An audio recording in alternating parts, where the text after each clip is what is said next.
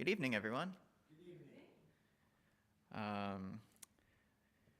We're going to continue on with some church history tonight. And let's see, it's been a little bit of a while, but last lesson, if I remember correctly, I gave a brief introduction to a lot of the main Protestant groups that arose during the Reformation. One major group that I skipped over, you might have noticed, is the Church of England. And that was because I was introducing the other groups through many biographies of the people who you could say, sort of founded those groups. But the Church of England is a little bit more complicated than that. So I had to go a little bit more in depth with that story.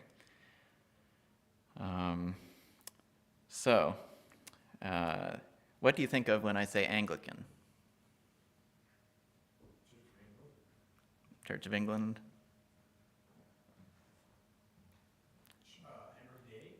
Henry VIII? I think, don't they baptize babies? Yes, they do. That's what I think of, about the only thing. They do baptize babies. Anything else? All right, so yes, Anglican is basically just a fancier way of saying the English Church or the Church of England. There's another question for you. When did the Anglican Church start? Henry VIII said so. Well, there's one response, when Henry VIII said so. Any agreements or disagreements? I'm sure it's a disagreement. No, that's what I think of. All right, so a lot of people would say it started with Henry VIII. If you ask an Anglican, though, they would say that the church in England goes back a lot further than that. So they would trace their history back to when Christianity first came to the British Isles. But certainly the modern form of what we know as the Anglican Church did start when Henry VIII separated the church from Rome. But I'm not going to start there. I thought I was going to start there when I first started this lesson, but I decided, well, why not just go through the history of the church in England? We've talked about a little bit of the history of the continental church in Europe, but we didn't say much about the church and Christianity in England. So hopefully you might learn something new today.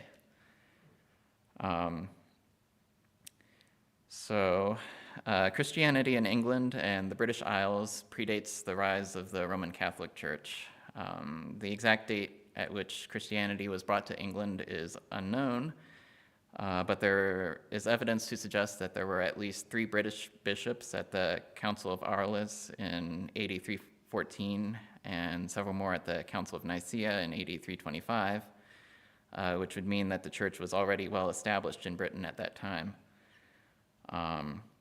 And this period before the continental church in Rome made its way to Britain, could be characterized as the era of the Celtic Church, because the Celts were the main inhabitants of Britain at the time.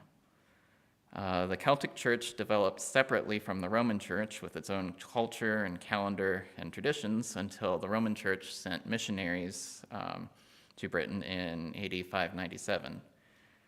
And those missionaries were sent because the Anglo-Saxons had taken over England around AD 450. And as they did so, they supplanted the Celtic Church with their own pagan religion and drove the Celts back to the edges of the British Isles, such as in Wales and Scotland.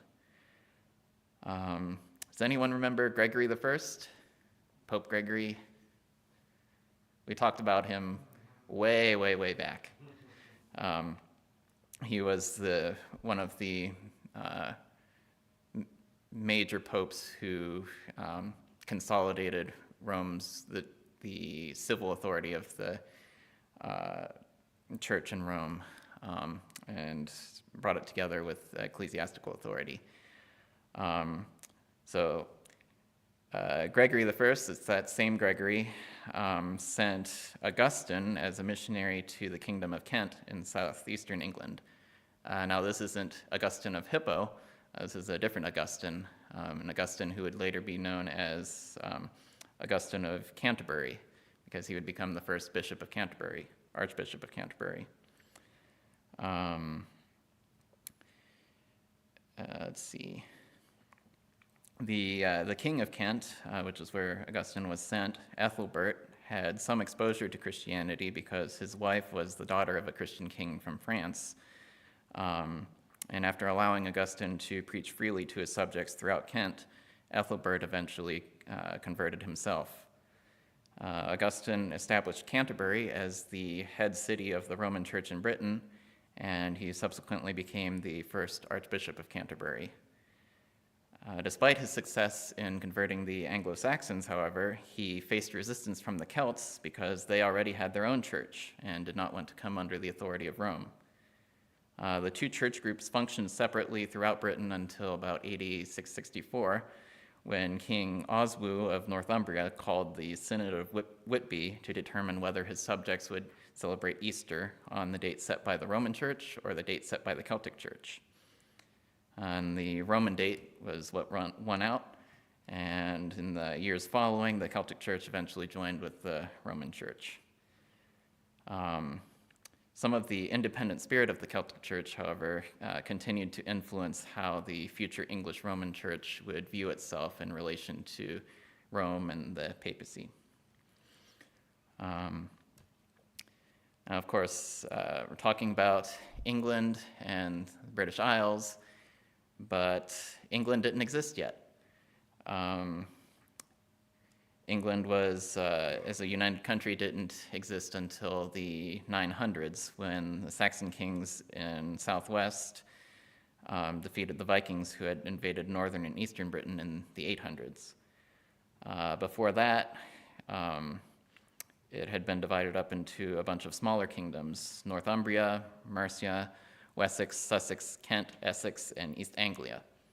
And if any of those names sound familiar, if you've ever been to England, there are regions of England that carry those names, and they get those names from those kingdoms.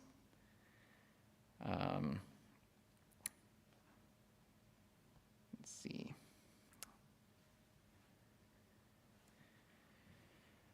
The United Anglo-Saxon Kingdom lasted for about a century before England was invaded yet again by, does anyone have a guess? 1066? The Normans. Anyone in particular? Was it William? Yes, William of Normandy.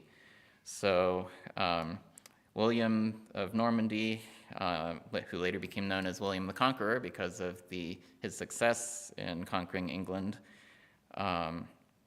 invaded England in 1066 and won the Battle of Hastings.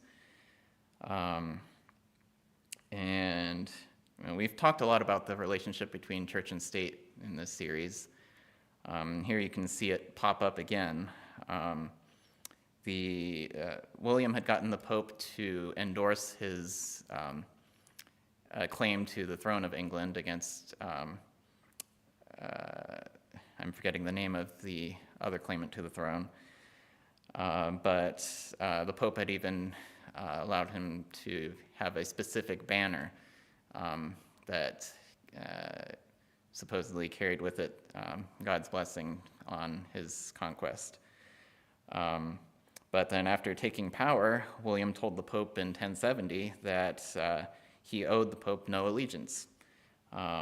And he proceeded to exercise authority over the English church personally throughout his reign, taking some steps such as appointing bishops himself rather than letting the church do it, and prohibiting church officials from visiting Rome.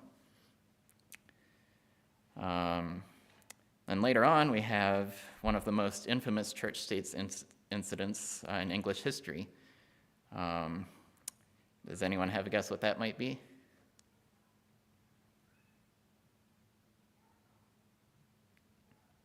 It was the execution of Thomas Becket. So King Henry II appointed Thomas Becket as Archbishop of Canterbury with hopes that Becket would help him establish the state's authority to subject the clergy to civil courts rather than ecclesiastical courts.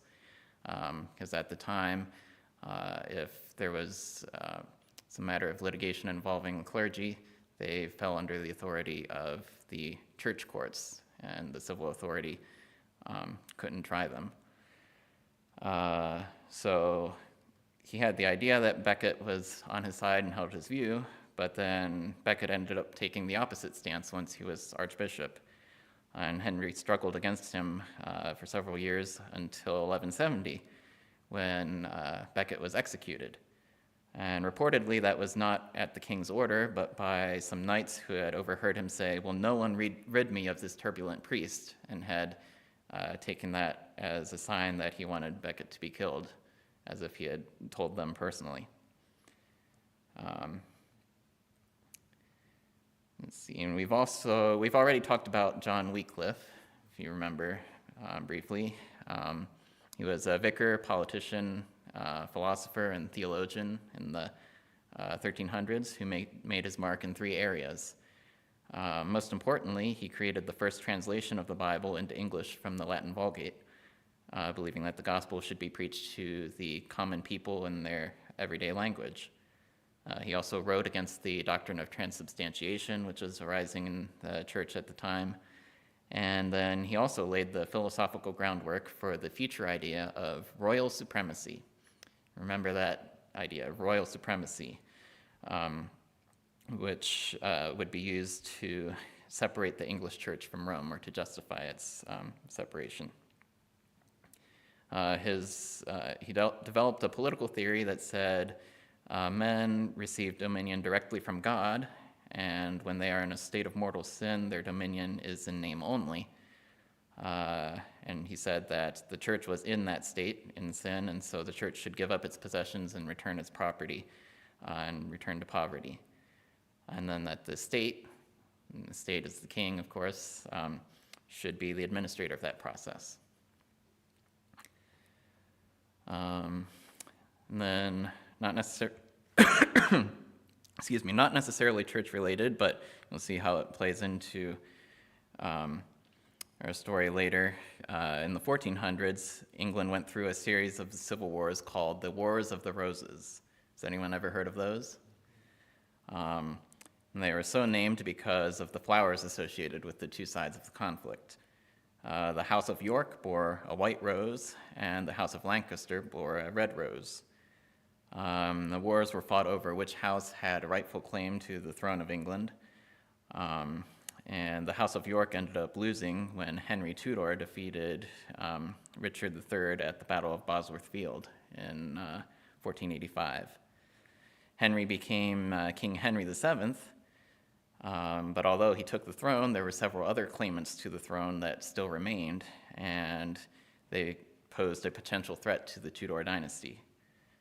And so it was in that context that we get to the most famous Henry of them all, Henry VIII, son of Henry VII.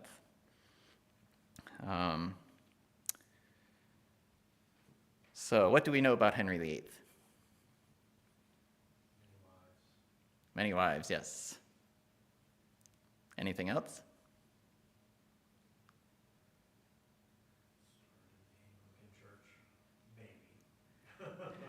According to many, depending on your point of view, he started the Anglican Church. Do you think he was Protestant or Catholic? Disgruntled Catholic. Disgruntled Catholic. That's a very good way to put it. He was deconstructing his faith. For those of you who have been following our, was it Wednesday night discussions about deconstructing the faith, Pastor Josh just said he was deconstructing his faith.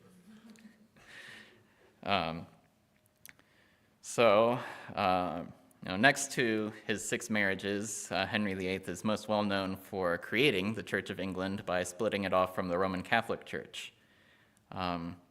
But many people don't realize that he was actually a very staunch Catholic.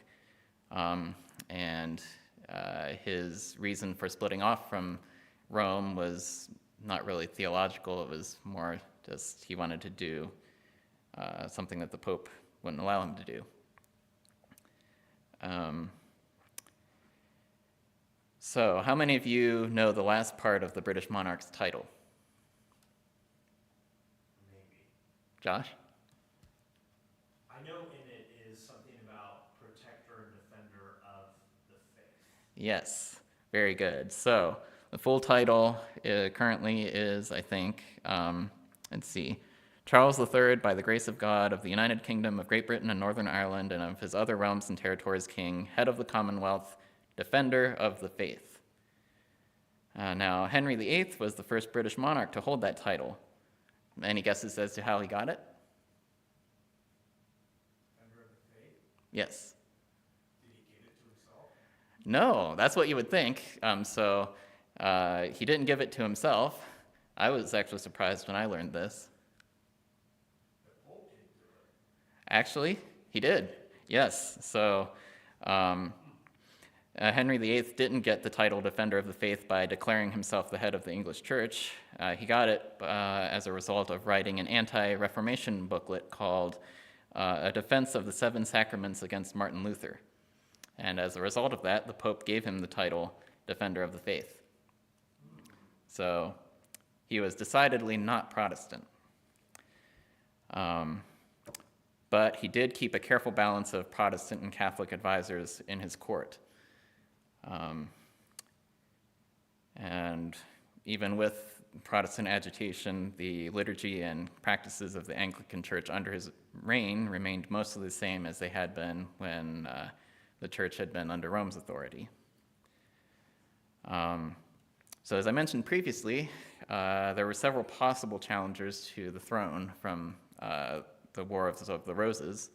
So it was very important for Henry that he have a son to keep the Tudors' hold on the throne secure. His first wife was Catherine of Aragon, a Spanish princess who had married his brother in 1501, but then his brother died in 1502. And then a few years later, he decided that he wanted to marry Catherine. But there was a problem. Catherine was his brother's wife, and that was against canon law, and so he had to obtain a special dispensation from the Pope to say that he could marry Catherine. And the dispensation was granted, and they were married for about 20 years. Some accounts even say they had a very happy marriage for much of it. And then, in that time, unfortunately, Catherine did not bear him a male heir, and depending on which accounts you take, some of them are more convenient than others. One view is that he felt guilty about having sought the dispensation and believed that the lack of an heir was God's punishment for having sought an illegitimate marriage, which is convenient for if he wanted to dissolve that marriage. And he asked the Pope to have the marriage annulled, not in God's eyes, of course, it's the same thing, but not divorced like most people think. Annulment basically saying that the marriage was never valid in the first place. Again, according to man, not to God. But the Pope refused. And so that wasn't the point at which Henry left the Catholic Church. He was still on speaking terms with the Pope for a little while. And then it came time to appoint a new Bishop of Canterbury. And he got approval to get Thomas Cranmer to be the Archbishop of Canterbury. And so the Pope didn't give him the annulment, but Thomas Cranmer did. And then it was after that the English Church split off from the Roman Church. I think I'll stop there for tonight, but next lesson we will go more into how after the English Church was separated from the Roman Church, how the monarch and the archbishop kept a balance between those who wanted to reform the church and those who wanted to keep it as a Catholic church without being under Rome. And that's a tension that you can see even today. There are two streams of Anglicanism, one that's more evangelical and one that's more high church. Any thoughts, questions? Can you say that last part again, the two streams of Anglicans? There are two streams of Anglicans. You have some Anglicans that are more evangelical and not as, they aren't like Baptists. They still hold to a lot of the higher church, the doctrines of higher church, like following specific traditions and infant baptism and other things. But they, I would say personally, they're more Bible-based. They read a lot more of the Bible and focus more on relationship with God. They're typically your more evangelical Catholic or evangelical Anglicans. And then you have another stream of Anglicanism, which seeks to preserve the Catholic. I'm trying to create a word that doesn't exist, but the amount of Catholicness in the church. So they try to maintain the old rituals and some of the old doctrine as well. And so part of, depending on who you talk to, the Anglican Church can either not stand for anything, be waffly, or it stands for everything. But yes, so there are two streams of Anglicanism, one more evangelical and one more Catholic. And actually, it's kind of interesting. My mom works with some immigrants as part of her job, and there was a big Episcopal church near the office where she works, and a lot of them called it the almost Catholic church. Did we talk about the Episcopals already? No, the Episcopal church doesn't arise until after the American Revolution. And skipping ahead a little bit, it was still the Church of England in America, but because the Church of England was a state church after the American Revolution, probably not very popular to have, yes, the state church of your old,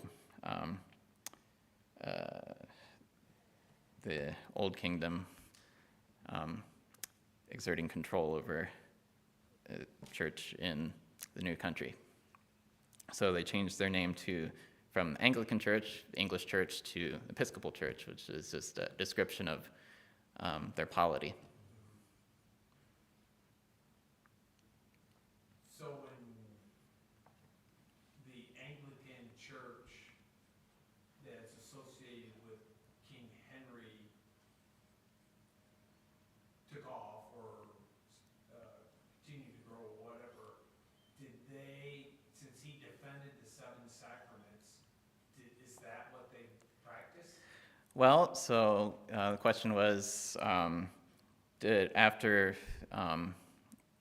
did the Anglican Church practice the seven sacraments? And so again, you have your two competing streams of Anglicanism. You had your reformers who wanted to change the church to reflect the doctrines of the Reformation, and then you had others who wanted to keep the church more Catholic.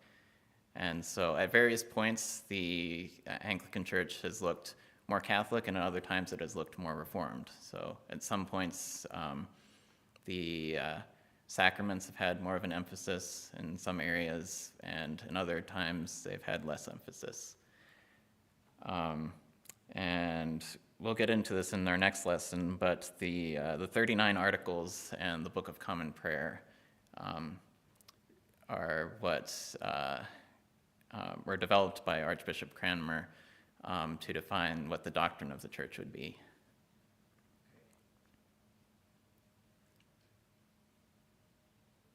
The middle road, I think, is how they describe it,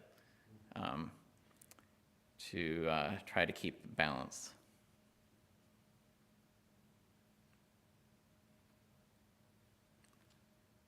Good questions. Any others?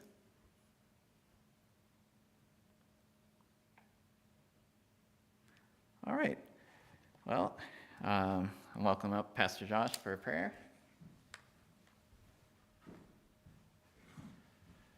All right, good evening, everyone. Great to see you all. Thanks again, Josh, for the presentation on church history. With our prayer and praise bulletin, we're going to begin with praises. And Dad, if you'd be willing to share some of the updates that's been going on with the school board. Okay, so I mentioned that there's being pushed back in release time by a particular school board member. This year, this coming election, two school board members were up for re-election. And so they both did not run again, and two Christians are gonna take their spots. So LifeWise is safe this year. And so is Tim Kide's job, and it's gonna make things much smoother for more Christian activities to go on. So that is a huge praise. Yes, absolutely. Thank you, Dad. Any other praises this evening?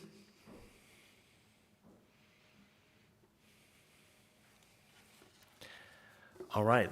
Then looking at salvation and spiritual, going down to bereavements, do we have any updates or any new prayer requests concerning these? Anything on this first page? Do we know if we're gonna be able to do another Bible study this past Tuesday? I don't believe so. Is that still going on, Dad? I don't think so. Okay. So for number 16, we don't have to include that anymore.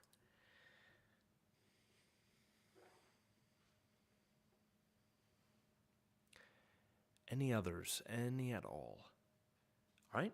Looking at missionary requests, Dad, any update with Dan and Lindsay on percentages? No, another church took them on, Okay. but I don't know where they're at percent-wise. All right. So that's certainly a praise. And they'll be down south for a month and a half, would you say? For another month. For another month? And then they'll be back up this way. Okay, back up this way. Excellent. Excellent. And did they get that auto transport trailer? Were they able to get that? Not yet, Okay. Is that still a need? yes.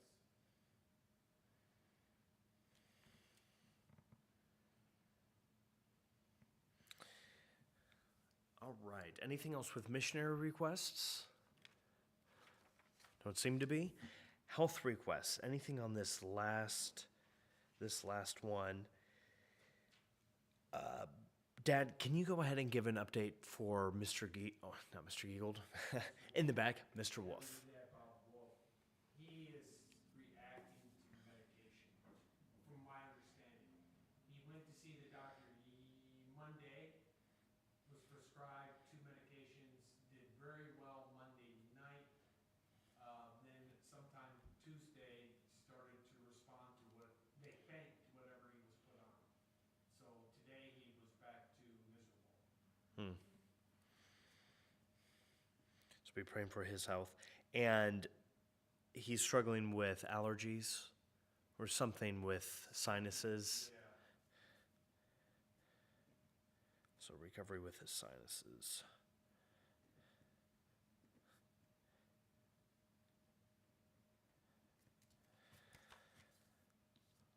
All right, so looking at our praises, again, a praise for the school board with the LifeWise doing well, and then salvation and spiritual to bereavements. We'll go ahead and split up into our groups. Dad and Joshua, would you be willing to be group 1? All right, the Eagles group 2, and then, of course, Laura Beth and I group 3. So looking at salvation and spiritual, we're going to have 16 requests. Number 16 under miscellaneous, we don't need to pray for that anymore. That is not continuing on. So with 16, if every group will do 5, and then Laura Beth, you and I can do the last 6.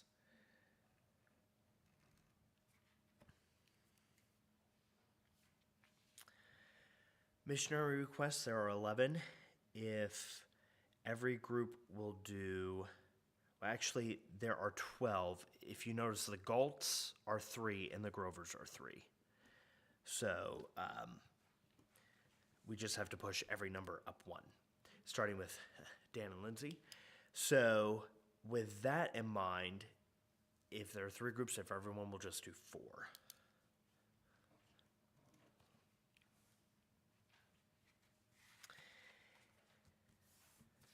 And health requests, number 18 has been added for Bob Wolf, just again praying for his recovery with the sinuses.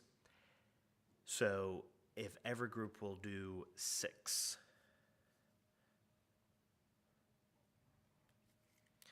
Everyone have a, yes, Mrs. Giegold. Say something about, please pray for Kathy too. It's really been hard for her. Okay, Because she's in some pain with her arms and her hip, and she's really tired.